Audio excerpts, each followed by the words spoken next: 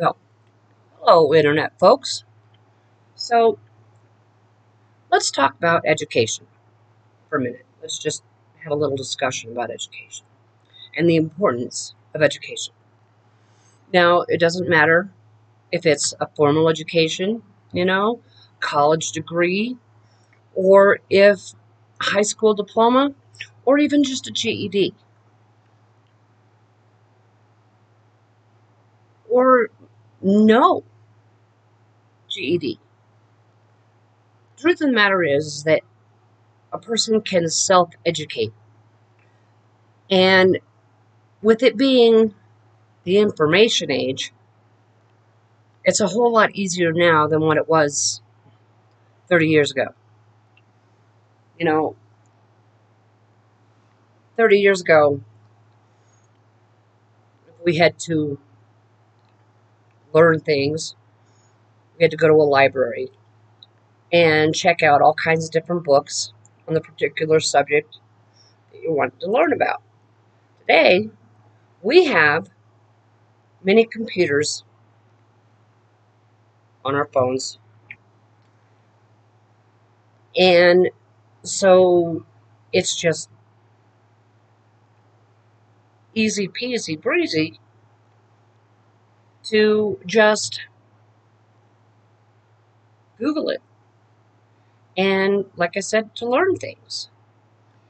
And educating yourself when it comes to politics is incredibly important. More so now than what it was even 10 years ago. Well, 15, 20 years ago. Because the way what politics has become is not even close to what it was. I mean, many decades ago, one false move and your political career was over. But because of, excuse me, and I believe this totally, because of Citizens United, okay, giving ultra wealthy people the ability to inject a bunch of money into elections, because the internet has given the ultra wealthy, the ability to put all kinds of money into politics. They're buying elections. And that is because of Citizens United, and that is something that needs to end. But until it does end, okay, we have to educate ourselves. We cannot just believe that what a candidate for a political office is saying to us is actually true. And again, as I've said before, if the candidate you're thinking about voting for is only talking about culture war issues and making you afraid of something or pissing you off or, you know, filling you full of grievance, then I'd think twice. Okay, because what you really want to do is you want to know what that candidate's plans are for their tenure as that elected official. What are their policy ideas? What are their plans? How are they going to get things done that they want to get done? These are important things to know. But if the candidate is saying, you know what, this is what I want to do, and this is how I'm going to go about doing it, and what we need is universal health care, and we need a living wage, okay, I would listen to that person because that person has your interests at heart, your family's interests at heart, okay? They're not,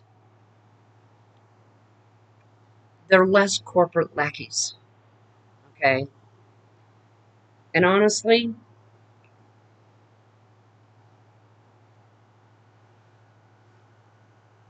for my money, if I had any money, I would seriously look at who's backing them. Okay? If it's a grassroots funded campaign to where it's just small donors that they're, getting their funding from to pay for their campaigns, I would look at that person seriously. I would take that person into some serious consideration. Because if they are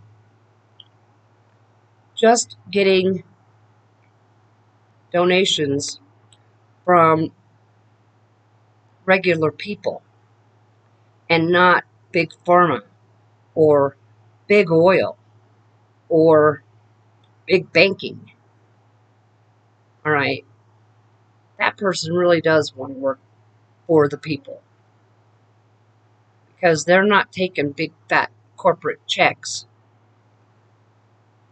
that are being donated by big fat corporations.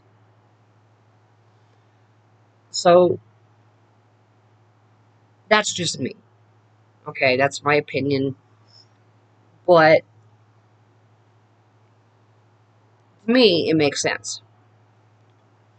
Learning what a candidate is all about.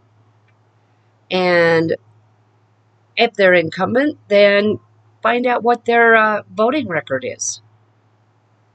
If Liz Cheney is an example. January 6, 2021 was a bridge too far for that woman. And that was great. And she co-chaired the committee on January 6th. But that does not mean that she's on our side. She voted 98% of the time, I think it was, with Trump. But January 6th was just a bridge too far. Okay, fine. She did one great thing. Thomas Massie. He voted with Republicans or with Trump 91% of the time. He and Ro Khanna spearheaded the Epstein Transparency Act. So that's another good thing that he did. But again, he's still a Republican. So just because they did that one great thing, okay, does not mean that they have had suddenly a change of heart and they're going to change party affiliations and that they're going to all of a sudden be a progressive. Seriously. Sometimes people just do things that are a bridge too far and they can't support it. And that's just fine. But to turn around and just support them because they did that one good thing, that's not a reason. That is not a reason. That's a thank you very much, a nice handshake, and I appreciate what you did. But that's not vote earning. It's really not. So, like I was saying, education is important. And the reason why Republicans keep throwing rocks at education is because they don't want John and Jane Q public to be educated. Uneducated people are easily convinced people. And that's just the truth of that. But just because a person is uneducated doesn't mean that they can't educate themselves. I mean, for my part, if I have a question about something, I look it up. I find out. But again, that's just me. And if I'm going to be talking to somebody or several somebodies or whatever, I want to at least know that what I'm saying can be backed up by facts. Because I don't know about you, but I'm not really all that keen on making myself look like an idiot. I do that very, very well with other things. I don't need to do it with that particular thing. But anyway, that is my opinion. This is my rant. And I'm going to end this now. And my internet friends, do me this favor.